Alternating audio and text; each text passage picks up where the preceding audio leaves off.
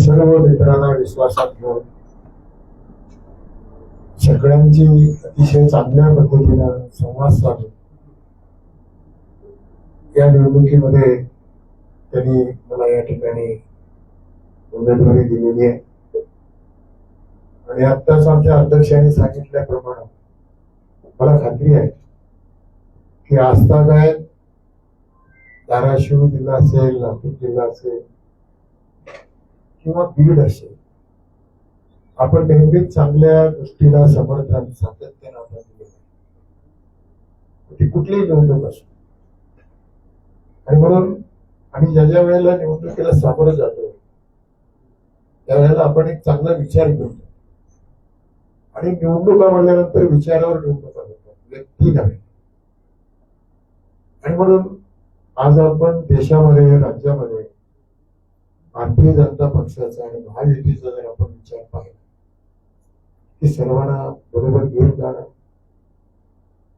सबका विकास, सबका साथ, सबका प्रयास, हे जे वाक्य आदरणीय नरेंद्रजी मोदी साहेबांनी आपल्याला जो दिलेला तो संदेश आपल्याला दिलेला आहे.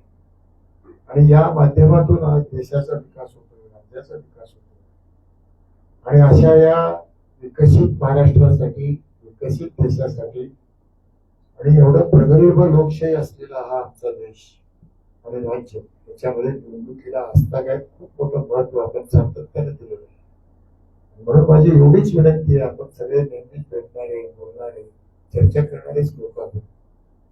आणि उमेदवार या नात्यानं मी विनंती करणार आहे आपल्याला की आपण या निवडणुकीमध्ये एक विकासाच्या पाठीमागे आपण आहोत, चांगल्या नेतृत्वाच्या पाठीमागे आपण आहोत, ही दाखवण्याची संधी या निवडणुकीच्या निमित्ताने आपल्याला आलेली आहे. आणि म्हणून आपल्या माध्यमातून मी जनतेला किंवा आमचे जे मतदार बंधू भगिनी आहेत त्यांना मी सांगू इच्छितो की त्यांनी मोठ्या प्रमाणामध्ये आम्हाला मदत करावं, सहकार्य करावं, सेवा करायची संधी द्यावी, हे या निमित्ताने मी आपल्याला सांगतो. आणि आपण तशा सूचना एवढ्या मोठ्या संख्येने आपण उपस्थित राहणार. खरं म्हणजे कालच आमचं बोलणं झालं आणि वेळ फार कमी होता, 11:30 वाजता आमची ही यादी प्रसिद्ध झाली. आणि म्हणून परत सकाळी सर्वांना थोडस संपर्क करणं, बोलणं, त्याच्यामध्ये काही अडचणी आल्या कोणाला आम्ही संपर्क करू शकलो नाही त्याच्याबद्दल मी दिलगिरी व्यक्त करतो. आणि मी एवढंच सांगू इच्छितो की ही निवडणूक आपण यशस्वी करूया. त्याच्यामध्ये आपल्या सहकार्यांचं आणि सहभागाची सुद्धा फार मोठी गरज आहे. आणि आपलं सहकार्य निश्चित आम्हाला लाभेल, सहभाग राहील आणि चांगल्या प्रकारची निवडणूक होईल. आणि हे सगळे आमचे मित्र सुद्धा अतिशय चांगल्या प्रमाणात आमच्या उपस्थित आहेत. ठाकूर साहेबांचं मार्गदर्शन आपल्याला सातत्यानं लाभतंय. आमचे काळे उपस्थित आहेत, कुंजरे उपस्थित आहेत आणि विशेष करून शेटे साहेब रात्रभर प्रवास करून आज ते या ठिकाणी उपस्थित झालेले आहेत. आणि सातत्यानं मला वाटतं की 1-2 तास आराम केलं, पण आमचे दत्ताभाऊ आराम केले, ते रात्रभर जागे आहेत. आणि आमचे शंकरराव देशमुख सुद्धा थोड्या मोठ्या प्रमाणामध्ये या ठिकाणी उपस्थित आहेत. आमचे ॲडव्होकेट भोसले सुद्धा सातत्यानं या संघटनेमध्ये कार्यरत आहेत. आणि म्हणून अशा सगळ्या पद्धतीने ही जी टीम वर्क आहे आमची ते फार महत्वाची आहे, कामाची आहे. आम्ही सगळे एकतरी विकासाभिमुख समाजकारण आणि राजकारण करण्याचा प्रयत्न मी सातत्याने केलेला, याही पुढील काळामध्ये करू असं मी अभिवचन एक उमेदवार या नात्यानं आपल्याला या ठिकाणी घेऊ इच्छितो. आणि राज्याचे मुख्यमंत्री आदरणीय देवेंद्रजी फडणवीस साहेब, देवेंद्रजी चव्हाण साहेब आणि बावनकुळे साहेब त्यांनी जो माझ्यावरती विश्वास टाकला त्याबद्दल मी अतिशय मनापासून त्यांचा आभार मानतो, धन्यवाद देतो. आणि आपलं परत एकदा स्वागत करून थांबतो. जय हिंद, जय महाराष्ट्र. साहेब, आपल्या उजव्या बाजूला, आपल्या डाव्या बाजूला इच्छुक आहे, यांची नावं काल रात्रीपर्यंत चर्चेत होतं. असं काय घडलं की पक्षाने आपल्याला विश्वास टाकला, यांची नावं तर तुम्हाला उत्तर कोणाकडनं अपेक्षित आहे? उमेदवार आपण मी तुम्हाला आत्ताच सांगेल, हा विचार एक आहे, ही व्यक्ती नाही, ही विचाराची व्यक्ती. मी आत्ताच बोलत असताना सांगेल, तर कुठलीही निवडणूक ही व्यक्तीची नसते, विचाराची निवडणूक. आणि म्हणून ही विचाराची निवडणूक आहे. आम्ही सगळे त्या विचाराचे पायी करू. आणि म्हणून अरविंद भैया असतील, दत्ताभाऊ असेल, मी असेल किंवा ठाकूर साहेब असतील, आणि एका विचारानं या सगळ्या निवडणुकीवर भाग घेणार आहे. म्हणून याच्यामध्ये कसल्याही प्रकारचा व्यक्तीचा संबंध नाही.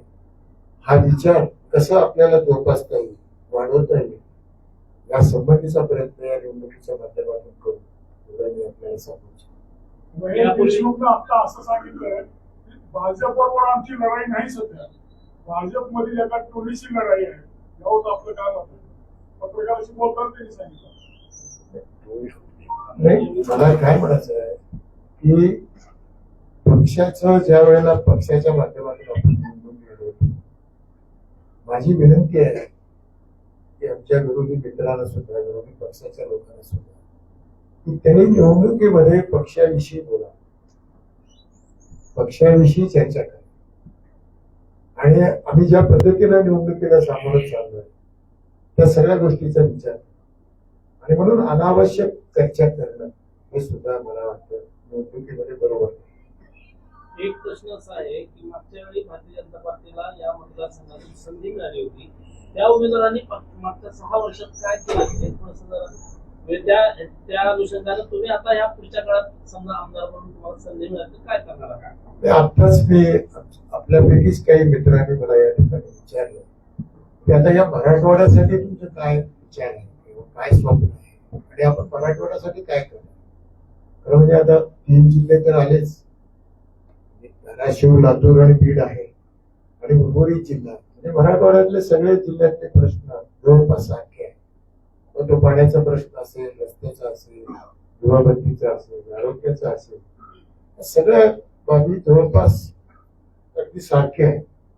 आणि म्हणून आत्ताच मी सांगितलं की या राज्याचे जे आपले मुख्यमंत्री आदरणीय देवेंद्रजी फडणवीस आहेत, ते नेहमी सांगतात, आपण ऐकलं असतं की आपण आता मराठवाड्यासाठी जे मूलभूत प्रश्न आहे मराठवाड्याचा, पाण्याचा प्रश्न, ते आपण सोडवला पाहिजे.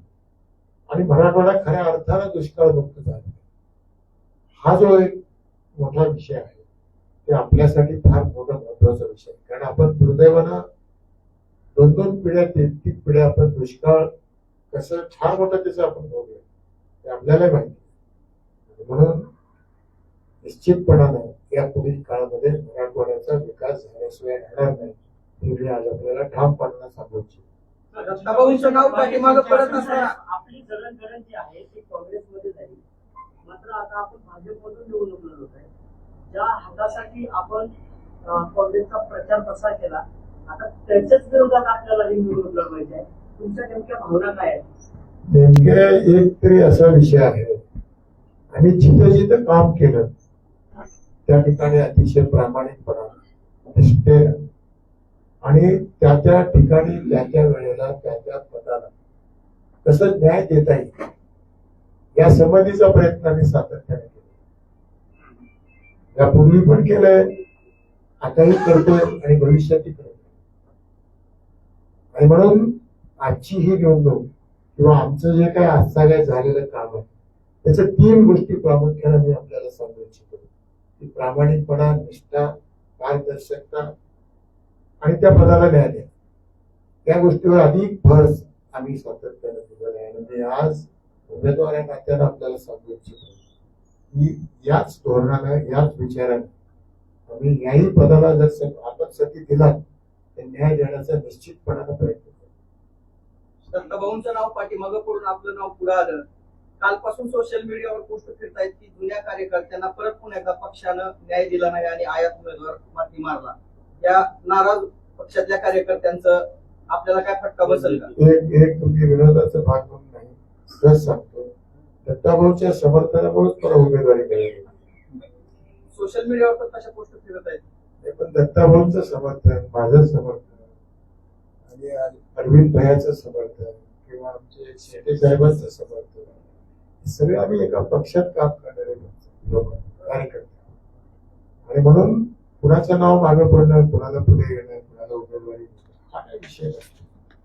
आणि एवढ्या मोठ्या पक्षामध्ये एकापेक्षा एक चांगली व्यक्ती आहे, चांगल्या विचाराची आहे, चांगल्या प्रकारचं काम करणारी माणसं आहेत. माझ्यापेक्षा अनेक पटीने चांगले काम करणारे लोक आहेत. ज्या त्या वेळेला प्रत्येक ठिकाणी प्रत्येक माणसाला संधी देण्याचा प्रयत्न पक्ष करत असतो.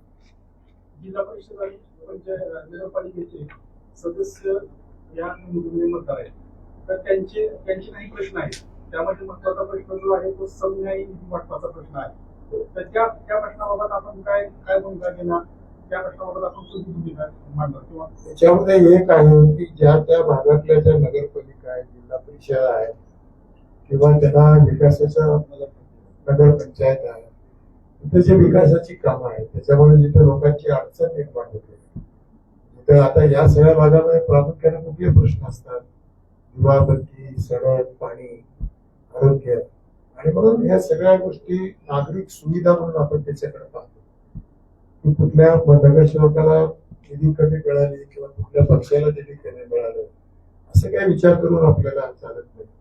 आणि म्हणून कुठल्याही पक्षाचं सरकार असो, कुठलेही तुम्ही त्या ठिकाणी सत्ता असो, तिथल्या भागातल्या लोकांना नागरिक सुविधा मिळायला पाहिजे या हेतून निधी वाटप त्या ठिकाणी केलं जातं.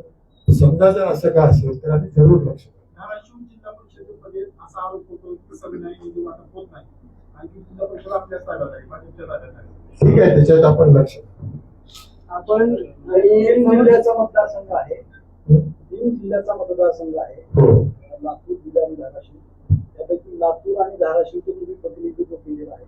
मात्र बीड जिल्हा जे आहे त्याचा तुम्ही उमेदवार म्हणून बीड जिल्ह्यातून मतदान घेण्यासाठी आपल्याला काही कसरत करावं लागेल का? आपल्याला कसरत करायची गरज नाही. तिथे सुद्धा भारतीय जनता पक्षाचे आमचे सर्व नेते मंडळी अतिशय चांगल्या पद्धतीने त्यांचं काम आहे. त्या जिल्ह्यामध्ये सुद्धा चांगला विकास त्या लोकांनी घडवून आणलेला आहे. त्यामुळे तिथलेही मतदार आमच्यासाठी म्हणून खूप मोठ्या प्रमाणामध्ये मदत करतात. आपण अगोदर काँग्रेसमध्ये होता, आता आपल्या समोरील काँग्रेसचाच उमेदवार देण्यात आलेला आहे. दोन्ही उमेदवार एकाच जिल्ह्यातील आहेत. आपण याच्या समोर आव्हानाला कसं सामोरं जाणार आहोत? जिल्ह्यातलेच नाही, एका तालुक्यातले. जिल्हा एक तालुका. पाटील साहेब, आपण योग्य वेळी सर्वांसोबत न्याय करेल. मात्र गेल्या अनेक वर्षापासून दत्ताभाऊ कुलकर्णी भाजपमध्ये काम करतायत.